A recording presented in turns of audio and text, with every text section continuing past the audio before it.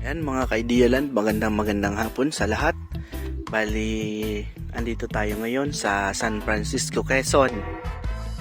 Grabe, nakarating na naman tayo dito ulit kasi matagal po kaming hindi nakapag-area dito sa San Francisco, Quezon. So ayan po mga ka-Idealand, meron tayo ngayong bagong nakitang property. So bali binigay lang to sa atin ni seller. Tinatingnan niya at gusto niyang ipabenta sa atin. Ayan po. So, ito po ay galing kami sa San Andres ay mga 20 minutes. Tapos naman po galing po kami sa National Highway. Bali yung National Highway po ay yung papasok dito ay hindi pa cemented road. Pero yun po talaga ay gagawing highway. Ano po? So, ito po galing sa National Highway. May right of way po na nasa 200 meters. Ayan po. Ito po ay 4.5 hectares mga ka-Idealand. Napakalaki po nito. Pwede po kayo ditong maglagay ng mga baka.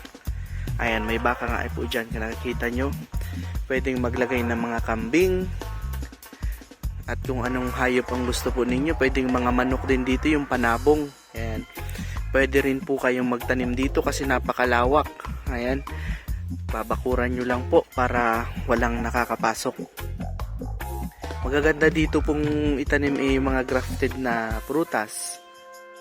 Kasi sobrang pantay. Ang ganda po nito kapag nataniman nyo ng mga grafted na prutas tapos namumunga na tapos malinis yung ilalim. Sobrang gandang tingnan nito mga ka-Idealand. Itong San Francisco, Quezon po ay mga 6 to 7 hours po siguro galing sa Manila o 8 hours. Depende po sa driving ninyo. Yan, lahat po dito ay kapantayan. Yung mga nyug po natin ay mga sakto pa lang, mga takaran pa lang po. So matagal na panahon nyo pa po ito mapapakinabangan. Siguro ito ay mga nasa 500 plus po siguro ang nyug dito. Tapos may mga nyog na bago pa po. Ayan. Mga baba pa lang. Ayan po yung mga linderosa natin dyan. Ayun yung, kung nakikita nyo yung saging na yun. Tapos yung may mga saging din doon yan po.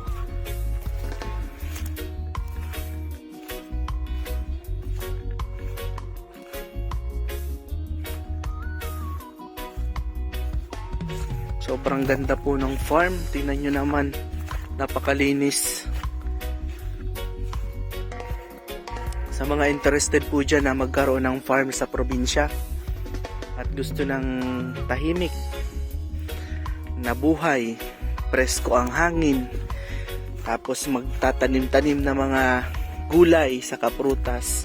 Napakaganda mga ka-Idealand dito sa buhay probinsya kasi unang-una, hindi mo na kailangan bilihin yung mga kakainin mo or iuulam mo kasi pwede na tayong magtanim sa ating bakuran. Pwede ka magtanim ng talong, pwede ka magtanim ng sitaw, kalabasa. Sobrang ganda. Tapos pagkagising mo sa umaga, pipitas ka na lang ng maaari mong kainin sa garden. So napaka-fresh po ang kakainin mo. Imagine po ganito kaganda yung farmland mo, napakalinis, tapos tatayuan nyo ng magandang bahay dito sa gitna or native na bahay, napaka-presko po. Sarap ng hangin, napaka-fresh. May naligaw na tuta.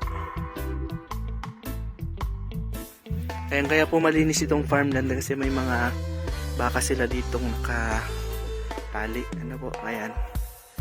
Maganda rin talaga po pag may hayop sa farm kasi hindi siya nagiging gubat kasi ayun, kinakain ng hayop yung damo.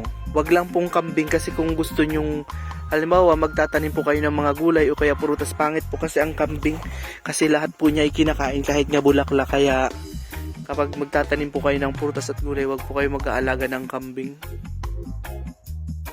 Hanggang doon pa po tayo sa dulo. So 4.5 hectares po ito, napakalawak. So sa mga interested po dyan, PM lang po kayo. So napakamura lang po nito sa mga naghahanap po dyan. So i-contact nyo lang po kami sa aming Viber at WhatsApp o kaya po sa personal number namin. Ang location po nito ay San Francisco, Quezon. Ito po ay malapit sa school. Malapit sa high school. So malapit po ito sa bayan-bayan. Ilang minuto lang siguro, mga 2 to 3 minutes nasa bayan-bayan ka na. Maliit na bayan po, hindi po malaking bayan, yung parang barangay na yun yung center nila ng mga bilihan. So maraming salamat po. Hanggang dito na lang po yung video ko.